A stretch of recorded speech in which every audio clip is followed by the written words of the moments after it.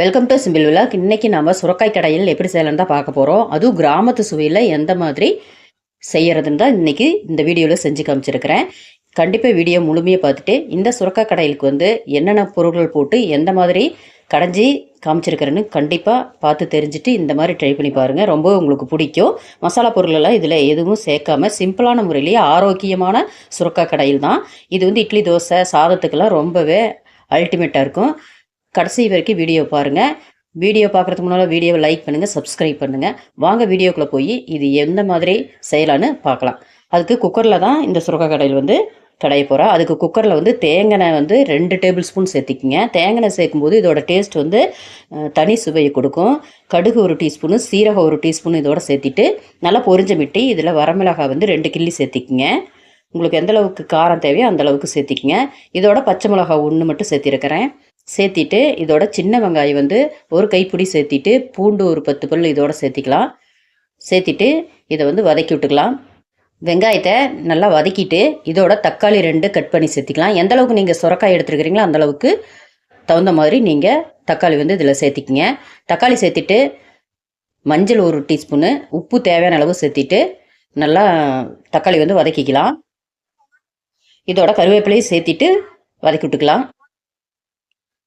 நல்லா தக்காளி வதக்கணுன்னா இதில் பொடியாக கட் பண்ண ஒரு சுரக்காய் வந்து இதில் கட் பண்ணி சேர்த்திருக்கிறேன். மேல் தொளி வந்து பிஞ்சாக இருந்ததுன்னா நீங்கள் வந்து மேல் தொளி வந்து எடுக்க தேவையில்லை. கொஞ்சம் முத்தின சுரக்காய் இருந்தால் மேல் தோலை எடுத்துக்குங்க. இப்போ சுரக்காயெல்லாம் சேர்த்திட்டு நல்லா கலந்து விட்டுக்கலாம். கலந்து விட்டுட்டு கொஞ்ச நேரம் வந்து தண்ணி சேர்க்காம இந்த சுரக்காய் வந்து கொஞ்ச நேரம் எண்ணெயிலே வேக விட வேணும். அப்போ தான் டேஸ்ட்டு ரொம்ப சூப்பராக இருக்கும். இப்போ கொஞ்ச நேரம் நல்லா வெந்துருச்சு சுரக்காய். இப்போ வந்து 1 கப்பு மட்டும் தண்ணி சேர்த்திக்கலாம். அதிகமாக சேர்த்துனாலும் ரொம்ப தண்ணியாக போயிடும். கரெக்டான அளவு சேர்த்திட்டு கலந்து விட்டுக்கலாம். சுரக்காயும் தண்ணி விடும், அதனால் கரெக்டான அளவு தண்ணி சேர்த்திக்குங்க.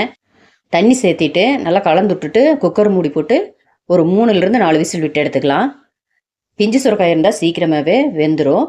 கொஞ்சம் முத்தின சுரக்காய் இருந்தால் இன்னும் ஒரு விசில் சேர்த்து விட்டுக்குங்க.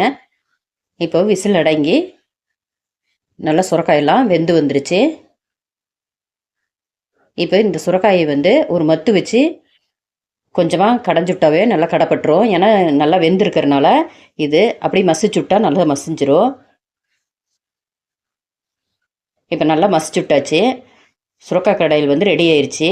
நம்ம உடம்புக்கு ரொம்பவே நன்மை தரக்கூடிய இந்த சுரக்காயை இந்த மாதிரி சிம்பிளான முறையில் கடைஞ்சி பார்த்துட்டு எப்படி இருக்குதுன்னு கண்டிப்பாக கமெண்டில் சொல்லுங்கள். வீடியோ வந்து லைக் பண்ணிவிட்டு சப்ஸ்கிரைப் பண்ணிக்கங்க. பெல் ஐக்கானில் ஆளுங்கிற பட்டனில் கிளிக் பண்ணிக்கங்க. ஓகே ஃப்ரெண்ட்ஸ், அடுத்த வீடியோவில் வேறொரு ரெசிபியோட புது சுவையோடு பார்க்கலாம். ஓகே, பாய்.